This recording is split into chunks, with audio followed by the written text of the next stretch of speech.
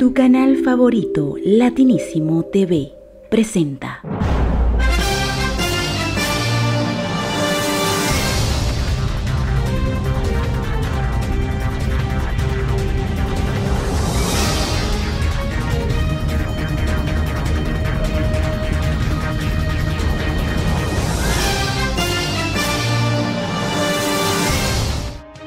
Amigas y amigos, ¿qué tal? ¿Cómo está usted?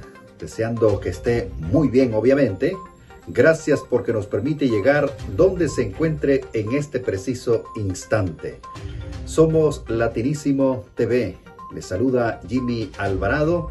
A nombre de todo un maravilloso equipo que siempre está detrás de cámara, le damos infinitas pero infinitas gracias. Estamos una vez más para informarle a través de Info Latina Noticias. No sin antes agradecer a nuestros aliados. Sin ellos sería imposible poder llegar a usted, especialmente a Le Café du Village Paris, quien es uno de nuestros amigos, que también le invitamos, por supuesto, para que pueda visitar este local maravilloso y pueda disfrutar de los mejores platos. Ahí puede hacerlo en París, obviamente, y así disfrutar de esta maravillosa ciudad. Le Café du Village Paris es un excelente lugar, un excelente ambiente, una excelente atención y ahí puede disfrutar como se merece. Así que pendientes, muchas gracias porque damos inicio a Info Latina Noticias.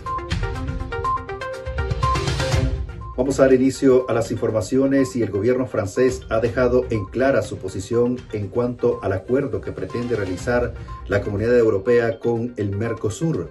Francia, pues prácticamente se opone.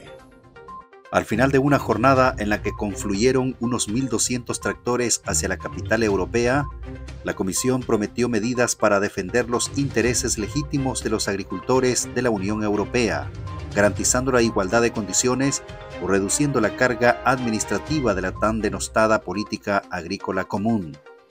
En primera línea, el presidente francés Emmanuel Macron, que asistía a una cumbre de la Unión Europea en Bruselas dedicada a la ayuda a Ucrania, pidió una fuerza europea del control sanitario y agrícola y pidió a la Unión Europea que haga más para proteger los ingresos de los agricultores. Con las nuevas medidas presentadas en París, su gobierno habrá prometido a los agricultores franceses un total de 400 millones de euros desde el inicio de la movilización el lunes. El Ejecutivo francés también anunció, entre otras cosas, la pausa de un plan para reducir los pesticidas en la agricultura, para disgusto de las organizaciones ecologistas. París también ha dado garantías al sector al reiterar su posición a la firma del controvertido acuerdo de libre comercio que la Comisión está negociando actualmente con los países sudamericanos del Mercosur, entre ellos potencias agrícolas como Brasil y Argentina. Este tratado no se concluirá a toda prisa como algunos amenazaron con hacer, dijo Macron. En la noche, publicó un largo texto en la red social X en el que afirma sin rodeos que Francia se opone y seguirá oponiéndose al acuerdo de libre comercio con el Mercosur. Se lo ha dejado muy claro a mis homólogos, así manifestó el presidente francés. Vamos a continuar con información y se extraviaron 80 botellas de Grand Cru. Esta es una bebida, pues, de una de las bodegas de un restaurante muy reconocido en París. Se perdieron, ¿quién se la llevó? ¿A dónde están? ¿Para dónde se fueron?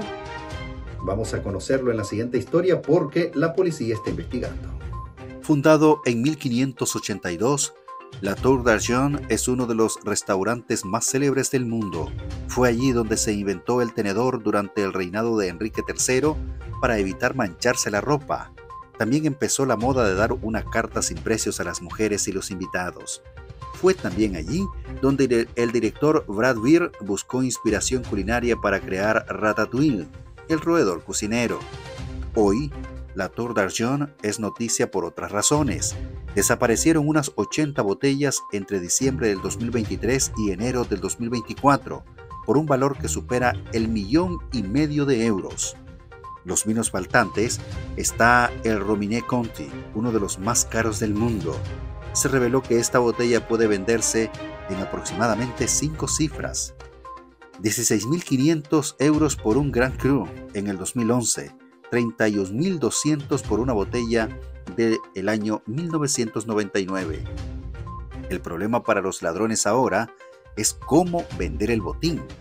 Las botellas están numeradas y los conocedores no pueden ignorar la procedencia de las botellas tan difíciles de conseguir. La policía, y en particular la tercera división de la Policía Judicial de París, está atenta a cualquier información, sobre todo en Internet. La venta en el extranjero es una pista muy probable para deshacerse del vino. Mientras tanto, la Tour d'Argent se ha negado a comentar el robo.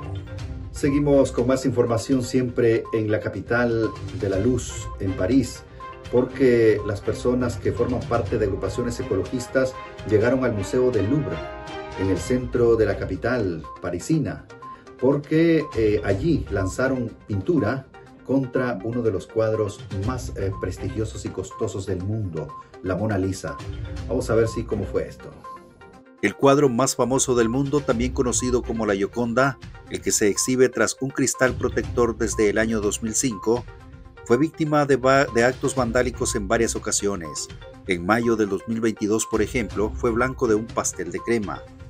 El Museo del Louvre activó una unidad de crisis y la sala donde se encuentra el cuadro de Leonardo da Vinci fue inmediatamente evacuada tras el incidente. La obra no ha sufrido ningún daño, declaró el Louvre a la agencia francesa de prensa, añadiendo que la Sala de los Estados, donde se expone el cuadro de la Mona Lisa, había sido reabierta a los visitantes tras permanecer cerrada durante cerca de 1 hora. El mayor museo del mundo tiene previsto presentar una denuncia el próximo 29 de febrero. La acción fue reivindicada en un comunicado de prensa enviado por la agencia francesa de prensa por un grupo francés denominado Riposte Alimentaire, o respuesta alimentaria. ¿Qué es más importante? ¿El arte o el derecho a una alimentación sana y sostenible? Nuestro sistema agrícola está enfermo. Nuestros agricultores también mueren en el trabajo. 1 de cada 3 franceses no come todos los días, declararon 2 activistas, de pie a ambos lados de la obra, después de tirar la sopa sobre el cuadro. El grupo militante francés describió el lanzamiento de sopa como el pistoletazo de salida de una campaña de resistencia civil, con una clara reivindicación que beneficia a todas y todos la seguridad social de una alimentación sostenible. Inmediatamente después, personal del museo interpuso mamparas para bloquear visualmente la acción de los 2 activistas. A continuación fueron detenidas las 2 mujeres, según informaron a la AFP fuentes policiales, según también el Museo del Louvre. Se reconoce que habían escondido la sopa de calabaza en un termo de café. En la entrada del museo se aceptan alimentos.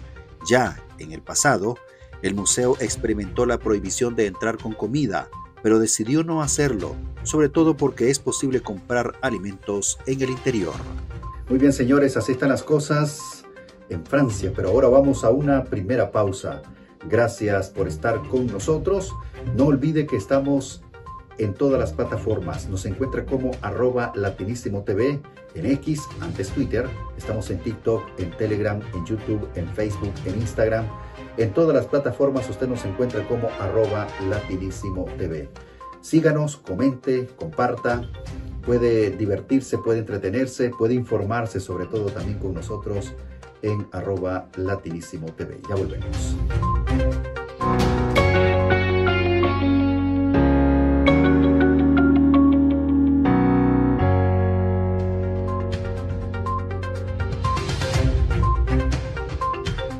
Continuamos con más información en Info Latina Noticias y al menos unas 100 personas fueron detenidas durante las protestas que se desarrollaron en todo el país galo. Los franceses salieron a las calles, sobre todo los agricultores, llegaron a la capital francesa y otras principales ciudades del país para protestar contra algunas de las medidas que el gobierno posteriormente dio a conocer. 100 personas aproximadamente fueron detenidas. Un balance anterior había informado de 79 detenidos después de que varios manifestantes ingresaran a pie brevemente en un área de almacenamiento donde cometieron destrozos y luego fueron expulsados, dijo a la AFP una fuente policial. Horas antes, otros 15 fueron detenidos cerca de Rungis, mercado de productos frescos crucial para el suministro de frutas y verduras para la capital francesa. Francia vivió unos días una ola de protestas de sus agricultores, los que pedían ayudas de emergencias y acusaron a la Unión Europea y a las importaciones de países fuera del bloque de ser responsables de la crisis del sector. Hacia las 16:50, decenas de agricultores, incluidos algunos miembros del sindicato Coordinación Rural, llegaron frente a los almacenes de Rungis, indicó un periodista de la AFP.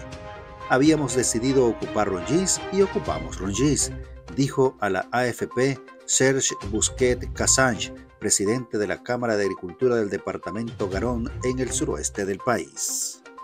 Vamos a seguir en la capital de la luz, en París, porque el Paris Saint-Germain, precisamente, el PSG o PSG, como usted lo conoce, déjeme decirle de que está muy interesado y ha hecho una propuesta considerable para comprar el Parque de los Príncipes, la actual casa de este equipo de fútbol europeo. Pero ha dicho la capital parisina, o la alcaldía, o el ayuntamiento, como usted lo conozca, ha dicho que solamente el objetivo es alquilarlo. Las negociaciones entre el Paris Saint-Germain y el Ayuntamiento de París por el Parque de los Príncipes no avanzan y están encaminadas a no entenderse, a menos que haya un cambio radical de las posturas de ambas partes. Mientras que la alcaldesa de París, Ana Hidalgo, únicamente contempla un contrato de arrendamiento de larga duración, siempre y cuando siga ostentando la titularidad del estadio, el conjunto parisino únicamente plantea un contrato de compraventa en el que se le otorgue la propiedad. Entre tanto, el PSG ya está barajando mudarse del Parque de los Príncipes, tal y como ha planteado RMC Sport. A comienzo del año, Nasser Al-Khelaifi, presidente de la entidad de la capital francesa, aseguró en una entrevista que le daba un plazo de 3 meses al ayuntamiento para decidirse. De lo contrario, se mudarían, al no considerar viable que el ayuntamiento siga siendo el propietario del campo, porque de ser así no podrían acometer una gran reforma que es lo que quiere Qatar. Entre las opciones que divisa Al-Khelaifi y el accionariado qatarí existe una, en el oeste de París, que ha cobrado fuerza en las últimas semanas. Antes, hasta finales del año pasado, el Paris Saint-Germain se había presentado como candidato a ser propietario del Estadio de Francia, situado en Saint-Denis, pero distintas complejidades, entre otras, cederle el uso a las selecciones de fútbol y rugby, desbarataron la candidatura en su segunda fase.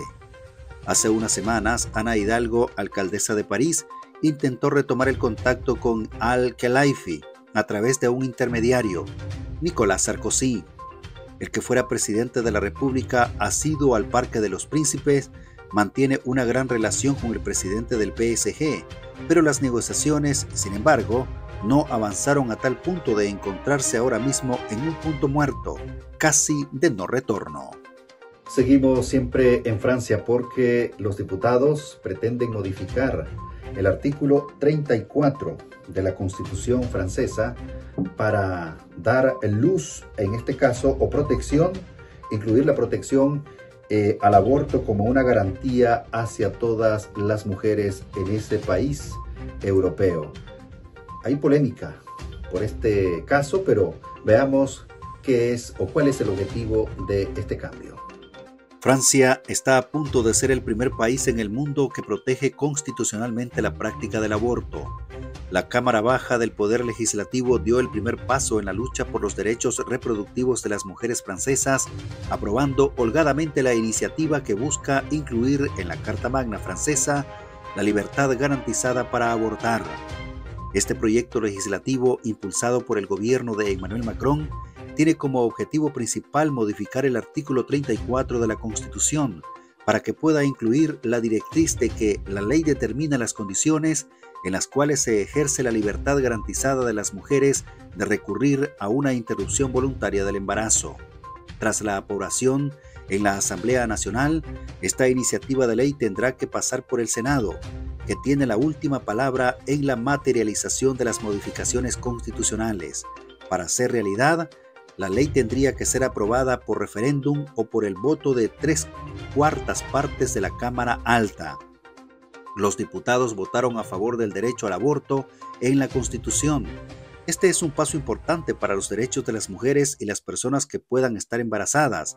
Ahora le toca al Senado consagrar este derecho, indicó Amnistía Internacional en redes sociales.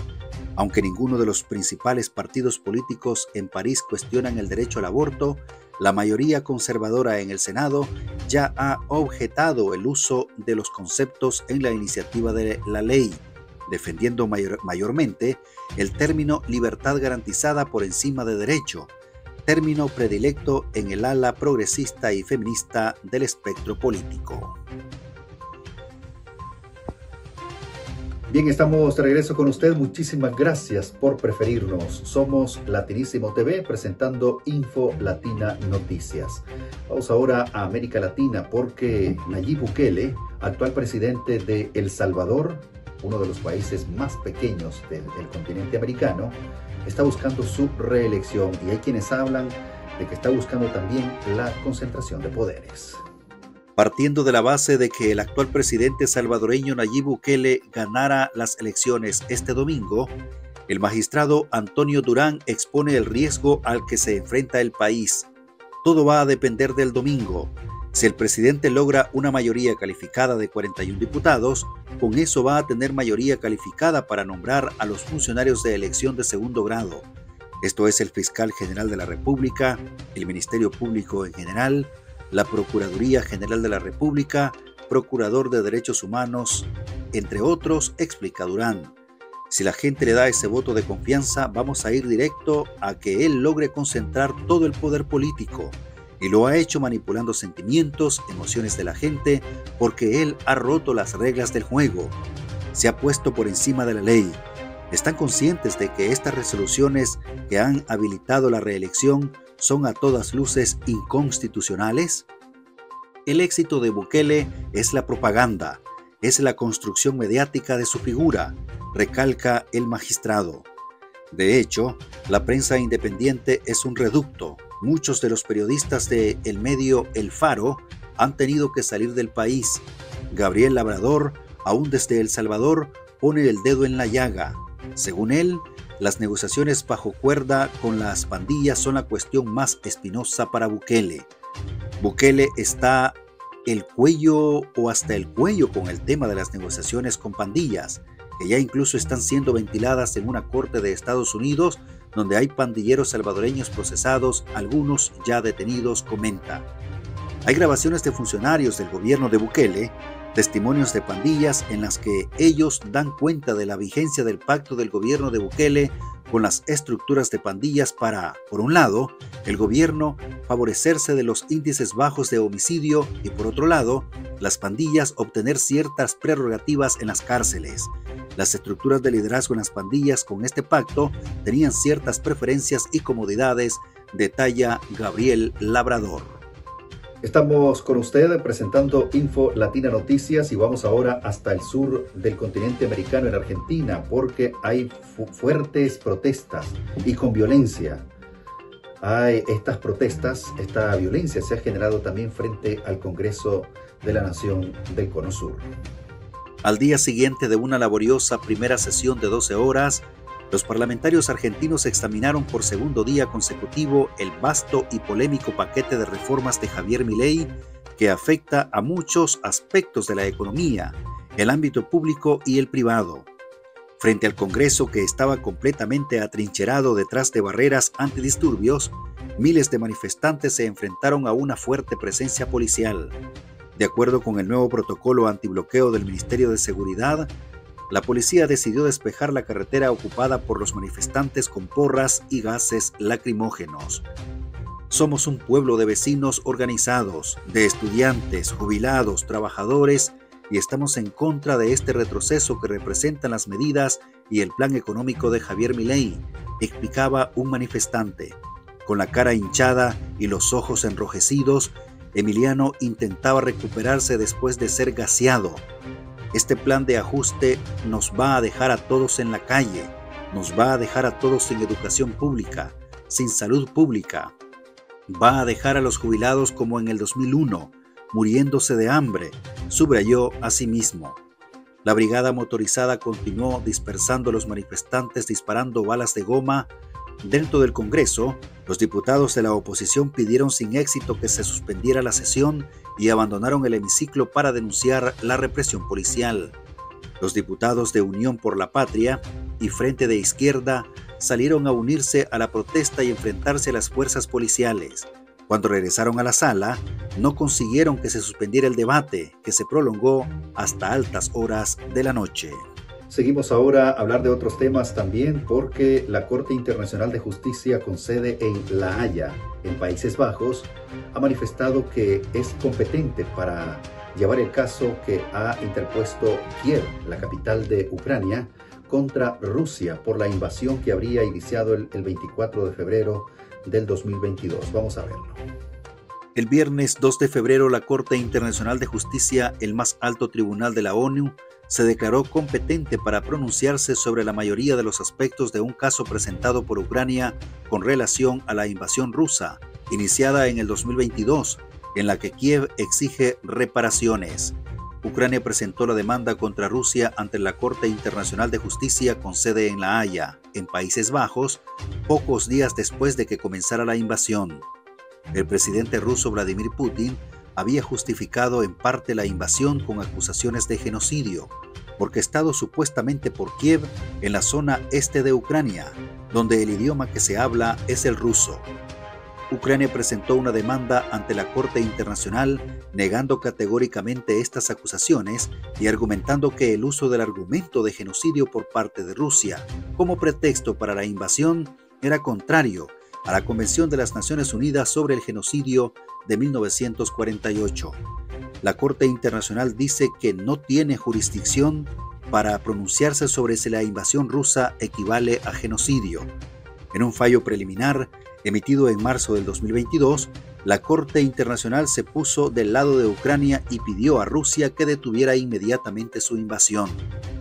Pero Rusia se opuso al fallo, alegando que la Corte Internacional, que debate disputas entre estados, no tenía legitimidad para juzgar el caso.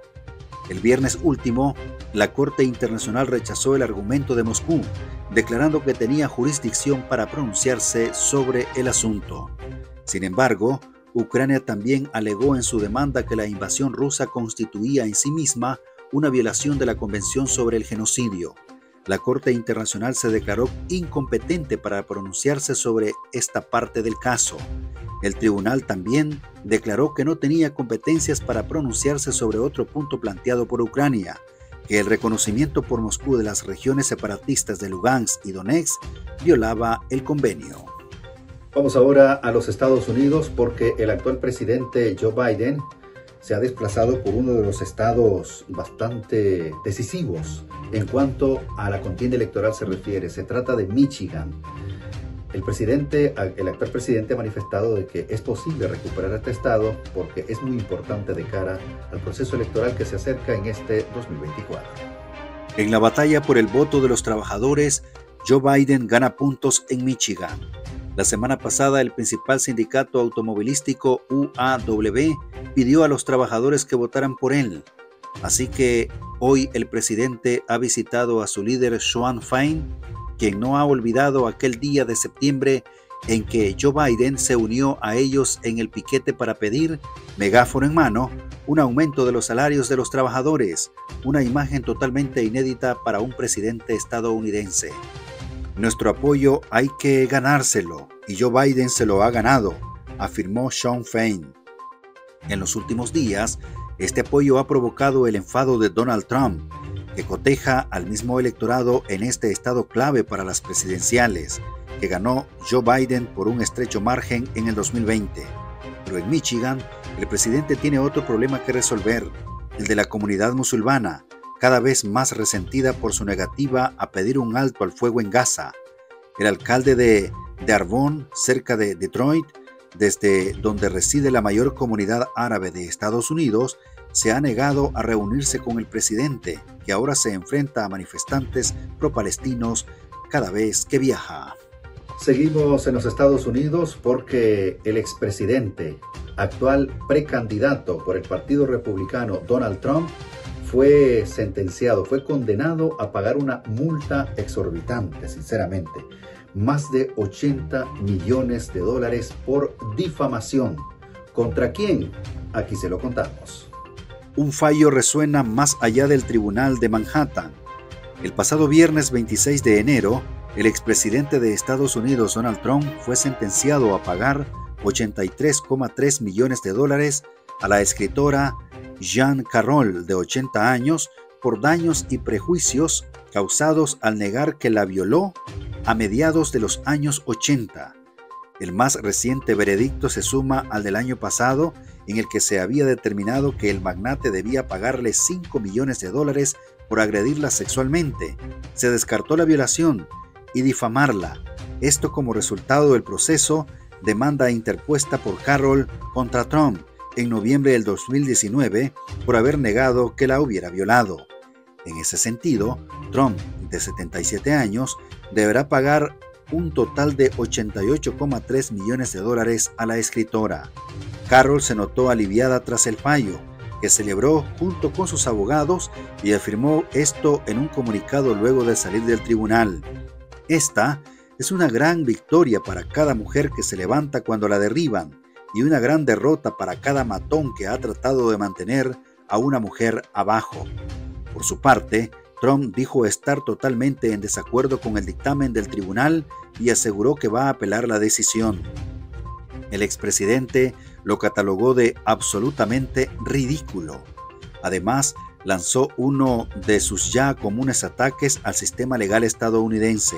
Está fuera de control y está siendo utilizado como un arma política, sentenció el líder republicano y remarcó: esto no es Estados Unidos. El multimillonario, que está en plena campaña para convertirse en el candidato del bando republicano para las elecciones presidenciales de este año, se presentó en el tribunal, que abandonó en el veredicto. No nos detendrá, seguiremos luchando y les aseguro, no ganamos hoy, pero ganaremos, sentenció su abogada Alina Habba. Ella también hizo eco a las acusaciones de Trump y criticó al jurado, integrado por 7 hombres y 2 mujeres. Seguimos con más información, pero bueno, déjeme decirle, mi estimado Fernedi, que más de 80 millones de dólares para un magnate como el señor Trump, a lo mejor no es mucho. Mientras tanto, vuelve a ser noticia, está nuevamente en la actualidad, luego de 5 meses de conflicto entre israelíes y palestinos, el hecho de que se quiera crear o que se pretenda crear un país denominado Palestina. Vamos a ver cómo avanza esto. Una vez que entre en vigor un alto al fuego duradero en Gaza, el Reino Unido podría reconocer un Estado de Palestina sin esperar al final de las negociaciones de paz con Israel, lo que podría llevar años. De visita en Líbano, el ministro de Asuntos Exteriores, David Cameron, explicó que el reconocimiento podría tener lugar durante estas conversaciones sin esperar a que concluyan. Debemos dar al pueblo palestino la perspectiva de un futuro mejor, declaró el ex primer ministro, al tiempo que ponía una condición: la salida de Hamás de la Franja de Gaza. David Cameron ya había manifestado su deseo de reconocer el Estado palestino a principios de esta semana, en un discurso ante embajadores del mundo árabe. Habló de la responsabilidad de Londres de trabajar por una solución de 2 estados. Un portavoz del primer ministro y varios altos cargos del Partido Conservador en el poder se distanciaron de estas declaraciones, reiterando el compromiso del Reino Unido con una solución de 2 estados en el momento en que mejor sirva a la paz, y sugiriendo que un reconocimiento rápido equivaldría a recompensar el atentado del 7 de octubre. Muy bien, señores, vamos ahora nuevamente a una pausa. Gracias por estar con nosotros. No olvide, estamos en todas las plataformas como @latinísimo.tv. Llevamos toda la información, entretenimiento, toda la actualidad en Latinísimo TV. Síganos en todas las plataformas. Ya volvemos.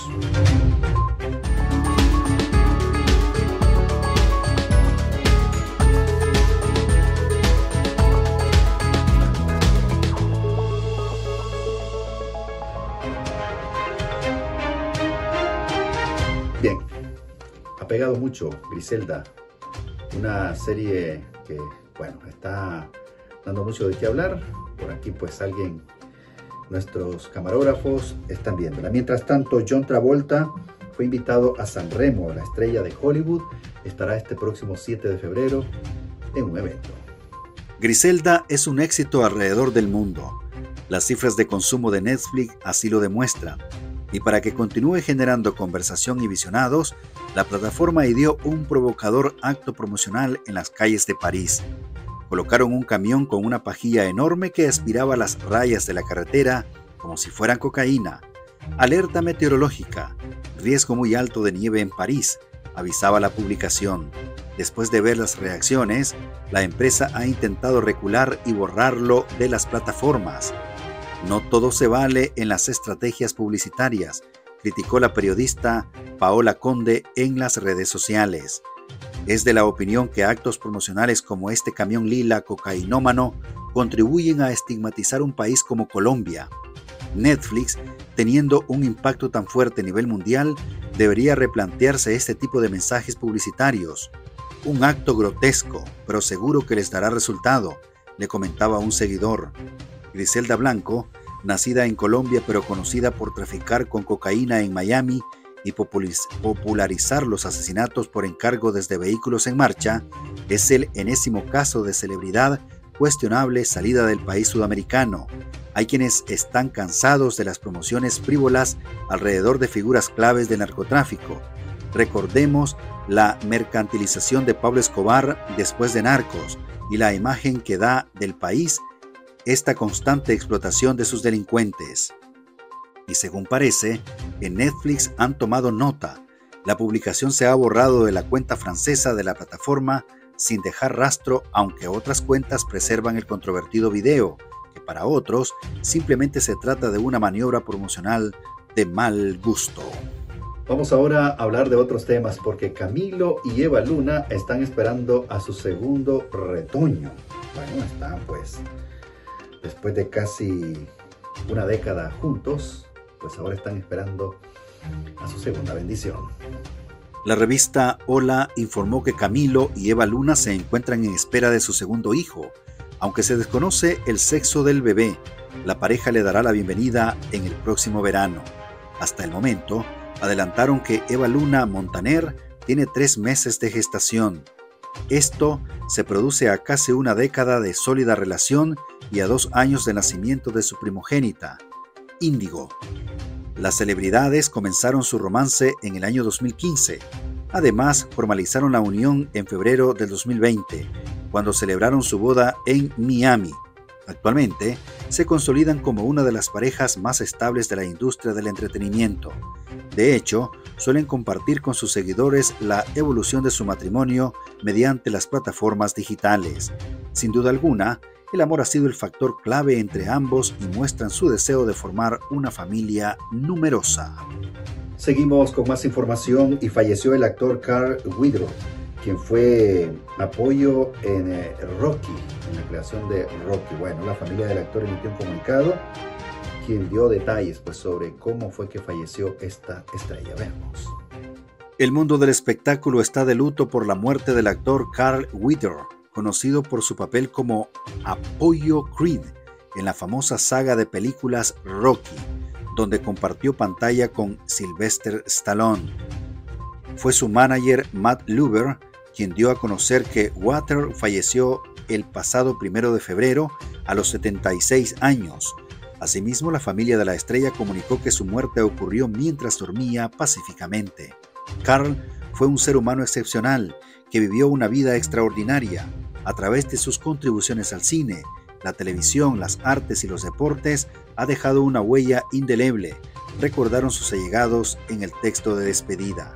Originario de Nueva Orleans, Estados Unidos, Carl participó en más de 75 películas y series de televisión durante sus 50 años de carrera, destacando en títulos como Depredador, Happy Gilmore y The Mandalorian, entre otros. En esta última también incursionó como director.